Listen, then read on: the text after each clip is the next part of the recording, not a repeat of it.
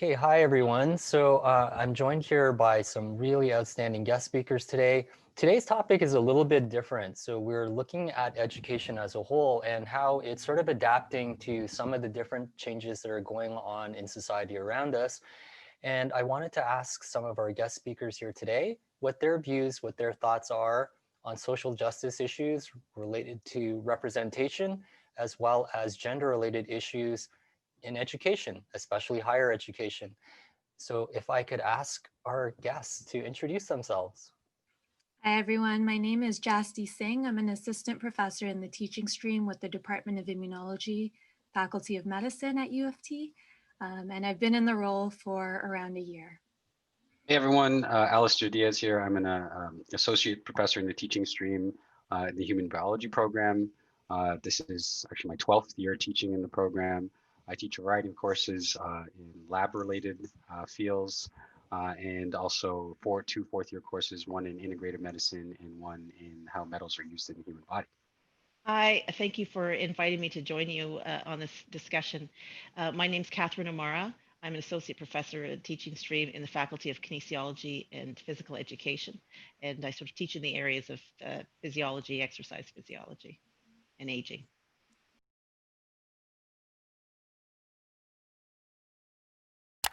Yeah, so it's something that I don't think was pervasive in my teaching early on, but I think as I start to interact with my students, recognize diversity among my students, it's become something that's quite central to my pedagogical approach. So one of the things that I always think about is, how does representation make learning more or less accessible to some of my students? And that's because I kind of teach and learn with the notion that if you can see it, you can be it. Right now in my teaching, I think I use a variety of subtle approaches, such as incorporating, ethnic names and testing styles, telling stories with different male or female scientists or scientists from all over the world.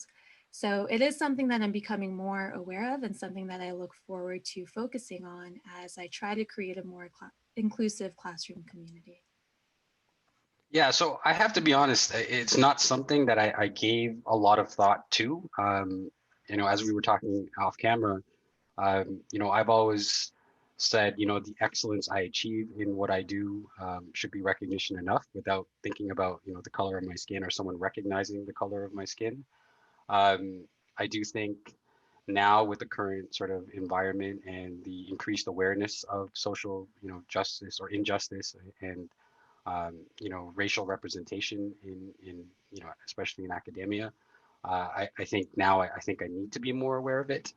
That perhaps it's something my students would get a lot of benefit from by providing that recognition that people from minorities can achieve success. And maybe indirectly I have done it by just telling my own story of how I came to be where I am. As I said, I hadn't given much thought previously, and I think I haven't been ignorant to the fact that racism exists or stereotypes exist. I think I've just grown up with the fact that it's something that I have to contend with, and I think now it's something where it's at a level where it's something we shouldn't have to contend with, and we do need to address it. So.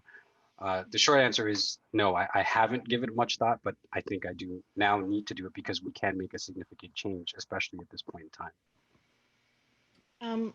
I would say certainly when I started teaching, when I came to the university, I had only taught before as a graduate student, and it's different maybe being responsible for an entire course. And certainly we're hired for our disciplinary expertise. And so that was my focus is content, and everybody remembers their first year of going through.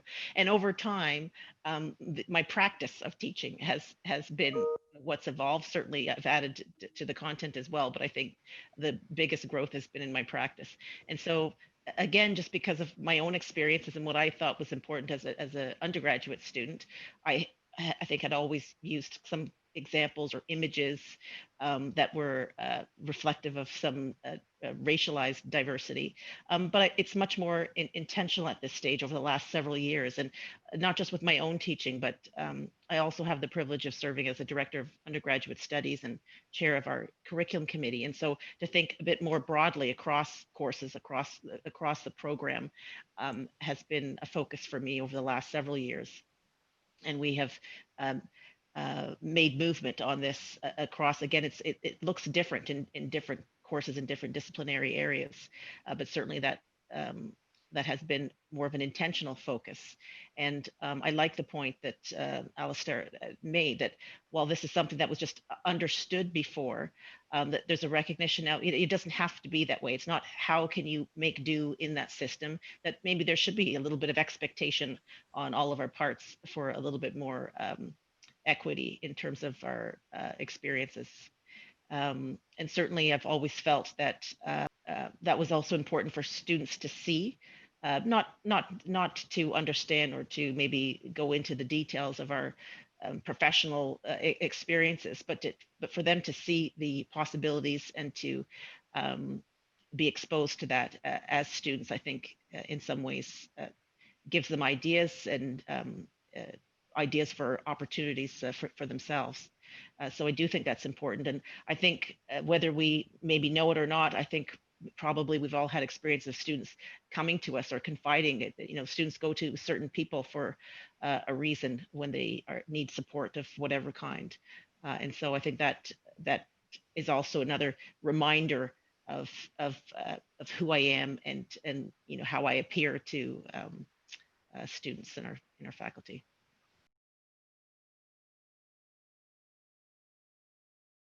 Well, I should start off by saying that I have certainly learned a lot over the years from colleagues with expertise in these areas, in sociocultural theories that underlie equity and critical race studies and other such theories. And so learned a lot also from recent conversations and discussions and webinars. And so I think part of that is a little bit of what's necessary is some individual work that sort of needs to be done. And people are at different stages in terms of their understanding of some of these issues. And I think that there's great momentum, particularly at this time, for and receptivity in learning a little bit more and trying to contribute to and make a change. I think there's a lot of enthusiasm, and I think there's a bit of a sticking point as to how best to go about this. And so I know how I have kind of learned, but it's also important to sort of speak to sort of have an overarching plan. You know, if the goal is to have a more anti-oppressive and inclusive curriculum, and to intentionally include discussion of anti-Black and anti-Indigenous racism, and other conversations around equity, then we sort of have to think, how do we get to that? What does that look like in terms of being integrated in courses? In some cases, some courses lend themselves strongly in terms of content. In other times, some that can be a deterrent for some faculty for whom they have no expertise in that area. And so maybe a focus on examples and a focus on practice pedagogies, because I think that the pedagogical stance of the instructor also goes a long way. And as we as instructors learn a little bit more, then it's just these little things. We've talked about little things, but those little things are not insignificant. And each year, each course, you know, we expand on those things, become easier. And we're going to make mistakes, and we're going to, but that's part of it. I've heard from people with great expertise that have shared challenging moments in front of students, and that's a good reminder for me and for others not to be afraid. There's always going to be some mistakes when you try something new, but that this is a really important movement that we must be part of. That we have to contribute to. There is no ignoring or we'll just carry on and I'm not doing anything offensive kind of thing. There has to be this intention to integrate this content and to make course is more inclusive and anti-oppressive. So sometimes that's reading and understanding a little bit of history that's in general related to education, maybe specific to your field, and trying to think, do a little self-examination of, you know, how have I come to this stage, or how has this affected my learning, or what's my approach in thinking or working through, and to just simply acknowledge, it's not that you have to become expert in something else, but to acknowledge that this has shaped, that maybe there's different interpretations of things that you've read, and there might be some things that we've all that it's part of our curriculum or part of our readings that don't kind of resonate. I know for me, some examples on if there's sex differences related to physical performance, let's say, just the way it's worded doesn't sort of sit well with me. It's sort of, you know, men outperform women, just that wording. And meanwhile, there's some rationale. So I steer away from those. I teach them in a different way. Or perhaps there's discussion of race and science. It's shown that African American women have this increased incidence of diabetes compared to, and that might be factual in the group that was studied, but it's more the framing. And so now, rather than just ignoring those things and talking about them in a different way, I realize that it's important for me to actually call those things out and address them and say that it might go beyond what's written in print, or that there's a dangerous interpretation that this kind of statement leads to. And while the data might show this, there's a broader interpretation that I share in my teaching. So those are kind of examples in my area, but there are many different types. So I think sharing these kinds of examples, thinking about topics to include, but also our practice, the type of examples. Jasty mentioned some examples, and as did Alistair, in names and other things to make the course content more inclusive. That then invites students to also contribute some ideas. You give a different kind of example or a different participant name, and next thing you know, people can make a connection, or they'll ask a question of something that's sort of seen in their community, or whatever the case might be. So it kind of snowballs. It's just a question of getting started and sort of having a plan of how this is going to be integrated. And importantly, a major piece that we're working on now is to provide support for instructors. So we have an idea. If you as a department faculty have decided this is what we want to happen in our curriculum, well, then you have to figure out who's going to do that, who's going to make that happen. And we've had a lot of discussions that sometimes are difficult, or there's some controversy in terms of who's going to be doing this work. Is everybody in? Is it just the same people that are championing? This is not going to go anywhere. And I really think, and maybe that's my optimism, that a lot of people are very interested and don't know how to get started. And I also feel that way. I'm, I cringed, Bill, when you said, "Oh, you've got a lot of expertise." I'm thinking, "Oh my gosh, no, I'm still learning as I go." But it's just to accept that people are at different stages. And so I'm really working hard now to provide supports and a range of supports to meet people at different stages. That might be readings that are kind of grouped in categories where people might think, okay, yes, I need to understand a little bit more about this. It might be examples for different disciplines of teaching. It might be webinars that are suggestions. It will certainly include group discussions, sort of a teaching forum of experiences that people have had, and bringing in experts, et cetera. And that's another critical piece in teaching, is to have sort of some resources. So it's not just the way you teach, but to whom do you refer? What knowledges do you bring into your teaching? What are the experts examples that you bring in? And so to make that, to include information and readings and webinars, whatever you might, in terms of resources from racialized scholars, all of these kinds of things as part of your teaching. Yeah, just to chime in there, Catherine, I was listening to you, and a few things came to my mind of, especially, how do we bring up these sort of topics in, teaching science courses, as opposed to someone teaching maybe a social injustice course or a course about equality, where, it's easier to come up with these sort of discussions. And so that's something I've always sort of struggled with. If I'm going to do this, how do I bring it up in a science course? And I thought of a couple of things. Is one, maybe perhaps when I'm looking at research going on and trying to bring up an experiment or an article I want to discuss on a particular topic, I always go to sort of the classical places and the most popular people publishing literature. But at times, maybe, me being from the South Asian community, perhaps, there are articles I can look up in journals published, more exclusively in India, for example. I know, for example, some of the most intelligent people that, surgeons, nuclear physicists come from these parts of the world. And sometimes we just forget to use that as a resource because we're so used to going to these popular places. And then another example I just thought about was the story of DNA and Watson and Crick. It came to my head, and James Watson now is sort of been not discredited for his discovery, but he had a lot of sort of perceptions about DNA and African Americans and their inferiority with respect to their DNA. So thinking about that, that's something where you could easily bring up in a science class, where you're talking about this, and then provide some background on some of these individuals to shed some light where, yes, they discovered something significant, but there was also this sort of thought process involved. And that's how you could, sort of throw into some awareness and bring that topic up in a science course. So it just, your whole dialogue there got me thinking, which I think is important. So those are great ideas.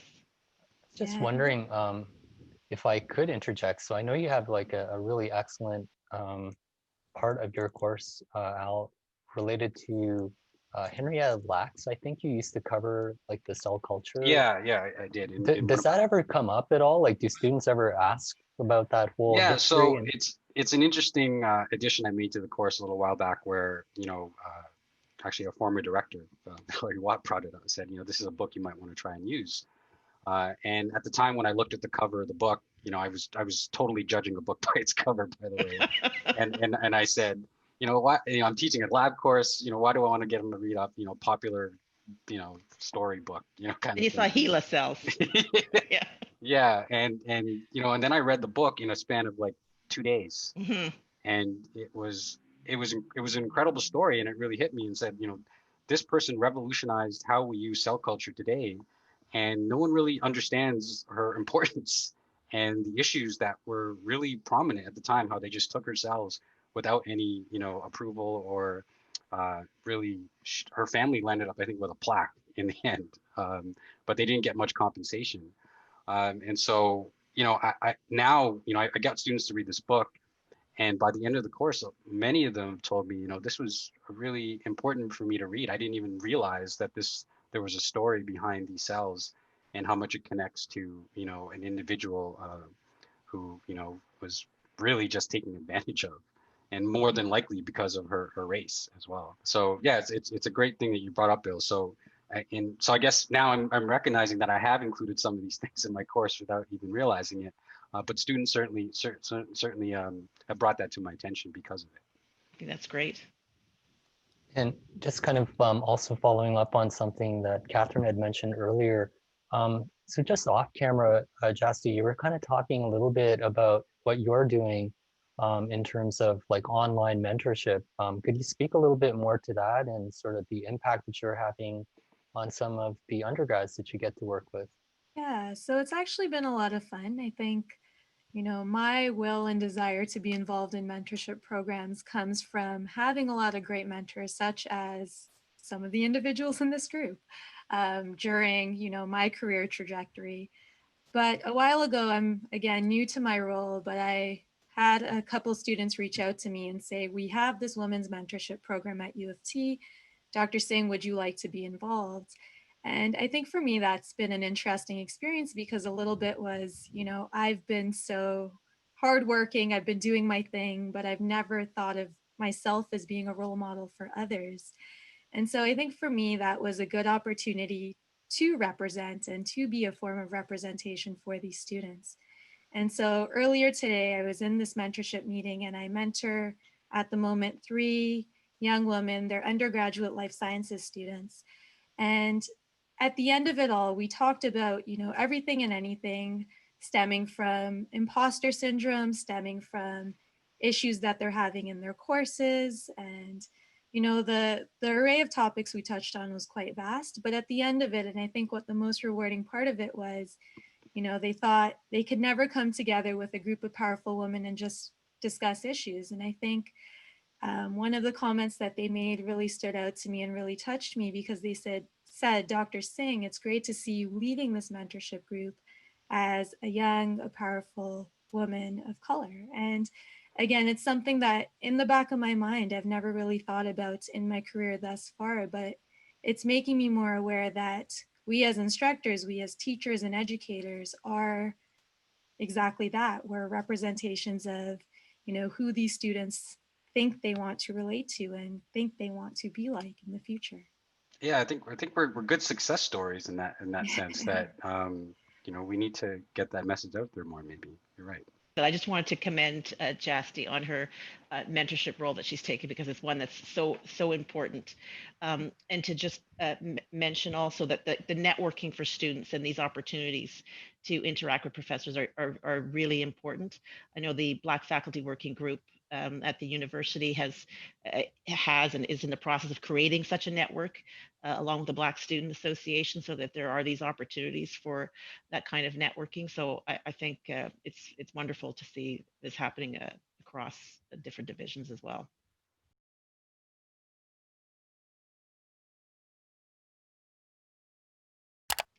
Um, I don't have to worry about feeling like the expert in our faculty, because as I said, I have many colleagues for whom this is their area of scholarship and has been for numerous years. And so fortunately, I have learned a tremendous amount from them. And when we have meetings and discussions, there's wonderful contributions that enhance and move these kinds of discussions and work forward. Um, I do I do have significant administrative responsibilities and participate in a number of committees. This work is very dear and important to me.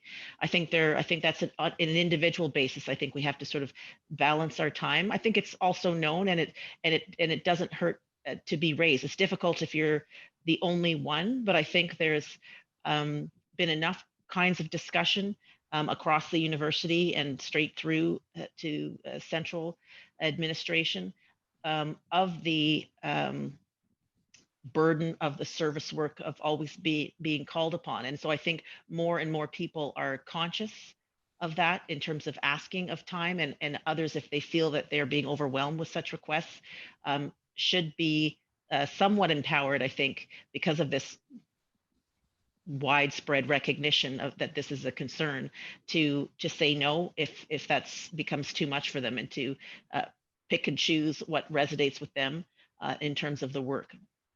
I think very often everyone feels very passionately, I know all of us here do, about the work, and so there is a tendency to sort of overextend or to try to get things going, and maybe for periods of time that works for you, but you're right, Bill, that it's a tough pace to keep up if it keeps only increasing exponentially with no end in sight.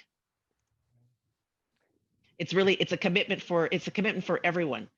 This is not an initiative for racialized faculty. It's not for racialized students. And so there's lots of examples and advice. Again, because I'm part of the Black Faculty Working Group, I can think of recommendations that have been put forth. I know lots of activity has happened in different departments. And so there's a lot of information to be shared. And suggestions to move forward. And then it comes down to everybody contributing, and not just this to be dropped on the hands of a few. I think I have to agree with that. Like right now, I do feel like I have a duty to inspire and mentor through representation, but also through connections. And I think students would benefit most if we increase the number of connections they have available to them. So one of the things that I would like to see, and I think there is, again, a lot of push for this, perhaps not, you know, across all departments and faculties right now, but I would like to see everybody get involved and not just, you know, this small group here. So I'm excited to see where this could go, because I think the message is becoming more and more widespread. I think there just needs to be some training implemented and more awareness. So what you're doing today, Bill, is great. Yeah, I think I really like what Catherine had mentioned, that it's not just about individuals. It's like for everyone, and it's not for one particular group. I think that it just really does. It is equity, and I think that we have to put it in that framework. And I want to thank all of you for your time and for sharing your thoughts and your experiences. I think that those are really powerful to be able to share. And yeah, I'm looking forward to carrying on this conversation down the road. So thank you for your time. Thank you. Thank you, everyone. And thank you, Bill. I look forward to connecting with all of you again as well. Yeah, it was nice to meet you as well, Nice Catherine. to meet you.